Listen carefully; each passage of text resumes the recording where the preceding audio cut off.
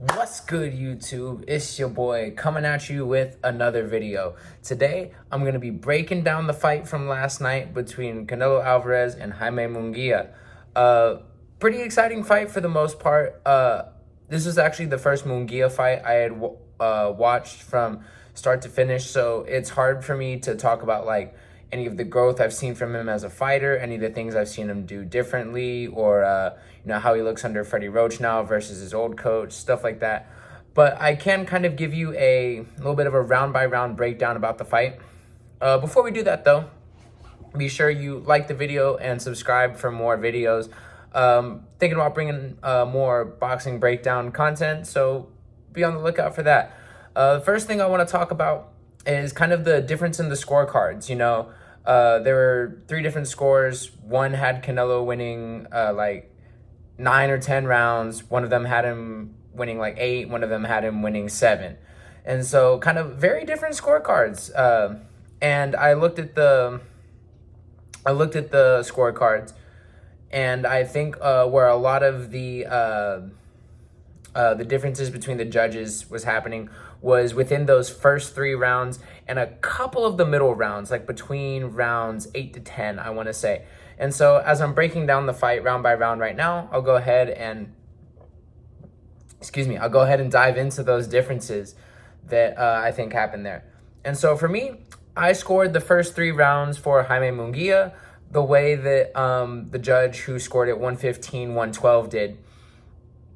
I was giving Mungia a lot of credit for his activity, his jab work, and kind of seemingly controlling the pace of the fight. He was on the front foot for most of those 3 rounds, especially the first one.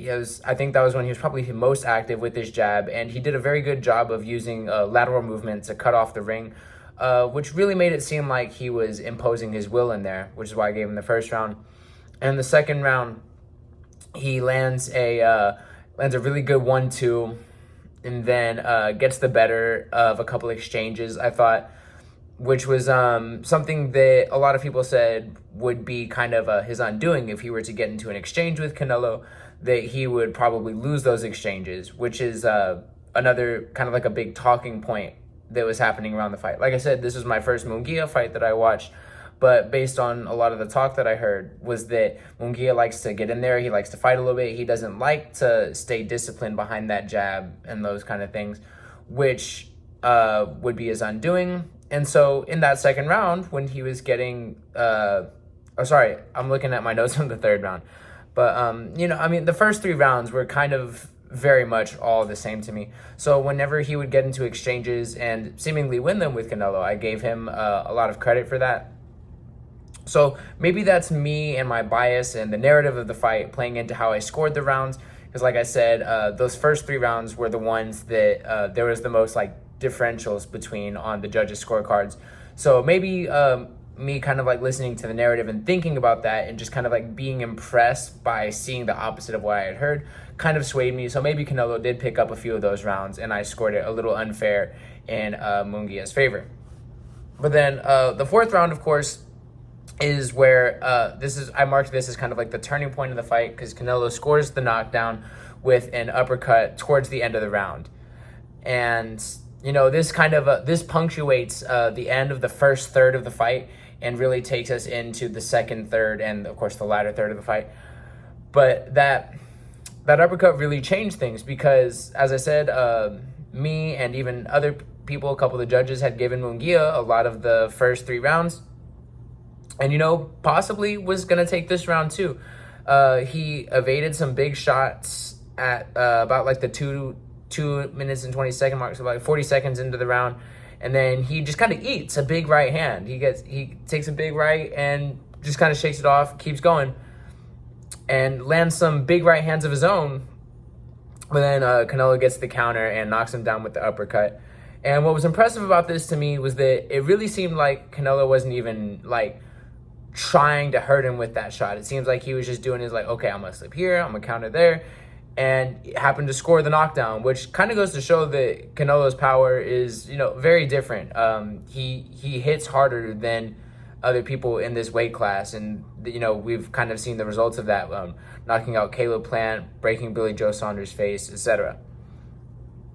And so then going into round 5 now, this is the second third of the fight. This is where the tides is kind of shift, and I marked Canelo winning the next 3 rounds straight, possibly 4. I think some judges gave him the 8th round, but I gave that one to Mungia, and I'll kind of explain why when I get there. But so getting into the 5th round, now that Mungia is a bit more hurt and a bit more timid, Canelo starts, I wrote that he had a lot more presence in those rounds where he wasn't getting pushed back as much. And if he was on the back foot, it was kind of with intention and with purpose. And especially in that 5th round, he's less active, but he's more effective. So like Mungia is throwing more shots, but it's kind of like in desperation to keep Canelo off him. It's not very effective, versus Canelo is being kind of very reserved, picking his shots a little more, but he's being very effective with each shot that he places, and lands some really big shots with 40 seconds left to go on the round. And then going off into the 6th round, Canelo's jabbing with him, and they mentioned at the end of the fight he actually out-jabbed Mungia, who seemed to have the better jab going into the fight, or well, not going into the fight, but like at the start of the fight, he was very much dictating the pace and kind of using that jab, changing levels with it, body head with it. So the fact that Canelo is jabbing with him and by the end of the fight outlanding him is very impressive. And then at one point, about 30 seconds of the round, he lands a jab hook on Mungia that really kind of hurts him.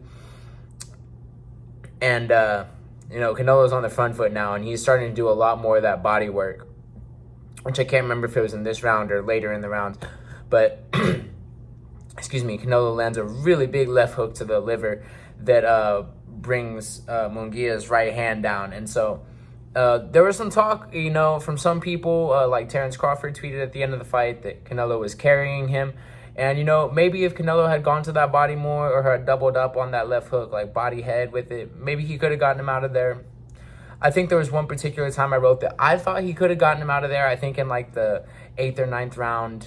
But to say that he carried him is, I think is a bit of a stretch. I think that, having fought for over half of his life, been in some wars, twice with Triple G, even though he displayed impressive head movement, having a fairly close fight with Daniel Jacobs, having some big fights with some hard hitters, I think comes a time where he's like, okay, like he just doesn't press on the gas the same way anymore. So to say that he carried him, I don't know. I think that's just who Canelo is now.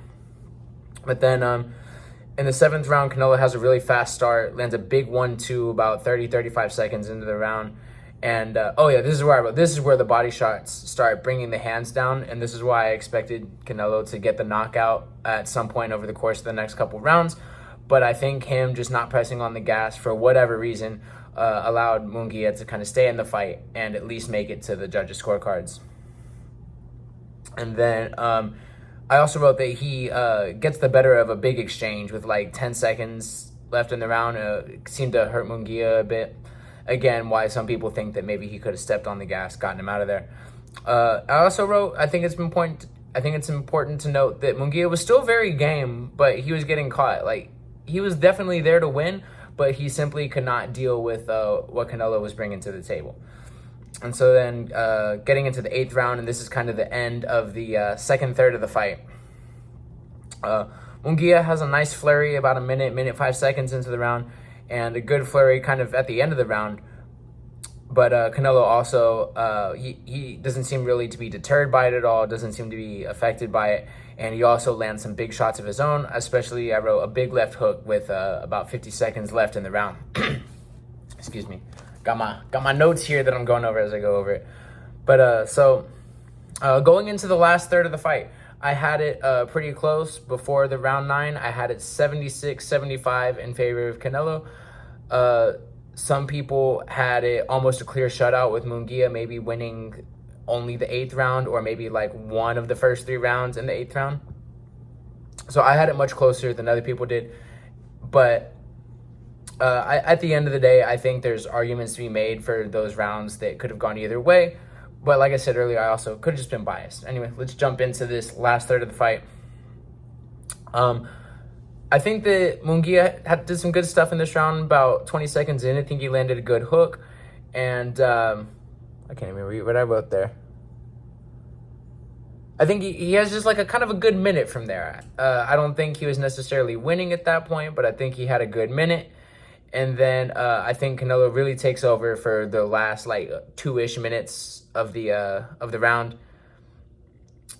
Mungia, he kind of looked like he was, with his output, trying to take control back of that round, but I just don't think that he did it. Oh, no, I did write that Mungia won that round. So maybe he won that round. Could be another one of those rounds that could have gone either way. Maybe I just tuned out, went a little brain dead for a minute there. Pretty close round. And, you know, they do say that when it comes to those close rounds, you give the benefit of the doubt to the champion, which maybe because I hear that, I try to be a little less biased about it. So, and I end up giving those close rounds to the challenger.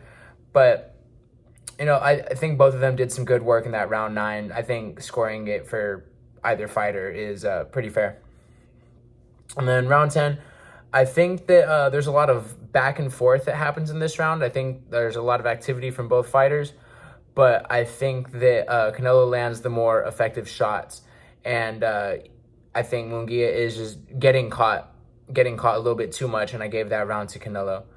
And I think the 11th round was much more the same of that, where there's a lot of trading happening, but Mungia just doesn't have the same power or the same like ability to absorb shots that Canelo has. So I think Canelo got the better of that round.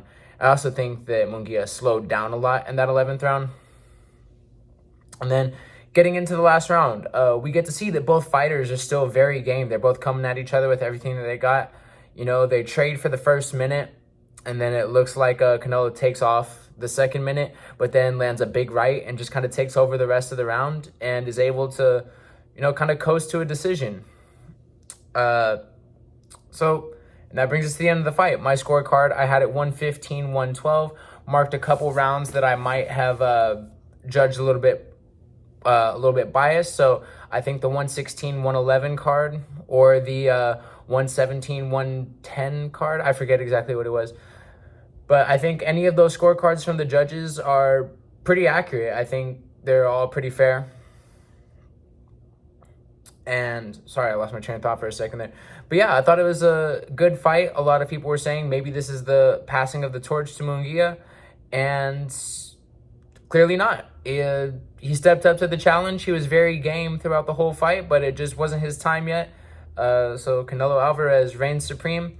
A lot of people, myself included, want him to fight David Benavidez next, but with Benavidez moving up to 175, who knows if that fight will happen. Maybe the fight will happen at 175. We'll have to see.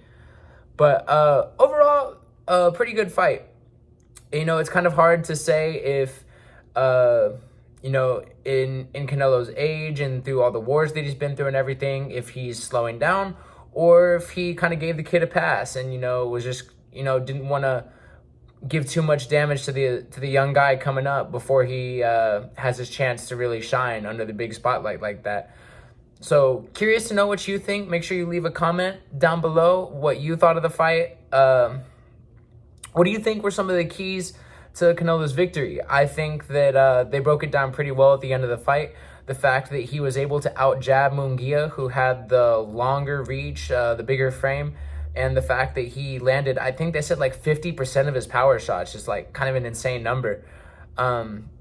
I think the fact that he was just able to catch Mungia that many times and able to jab with him and even out-jab him by the end of the fight, I think was definitely his keys to victory. And I think some decision-making on Mungia's part played a little bit of part in Canelo being able to execute a game plan like that. I think Mungia, even though he stuck to his game plan of, you know, kind of high activity and trying to control the distance with his jab and everything, I think every now and then he smothered his punches a little bit too much. And I think when he threw big combinations where he put a lot of shots in there, I think he got a little bit too close, which allowed Canelo to slip under and counter him. We saw that with the knockdown in the 4th round. And so I think Mungia, and kind of what I noticed too, is he wasn't like leaning over his front foot, but he was being very kind of like forward minded with his body, which kind of gives up, you know, just a little bit of his reach. And I think that allowed Canelo to get in there and touch him up a lot. Like I said, 50% of the power shots, out jabbed him. And yeah, that's basically it. Those are all my thoughts. As I said before, let me know what you think in the comments. Be sure to give it a thumbs up, subscribe, and I'll see you guys in the next video. Whoo-pah!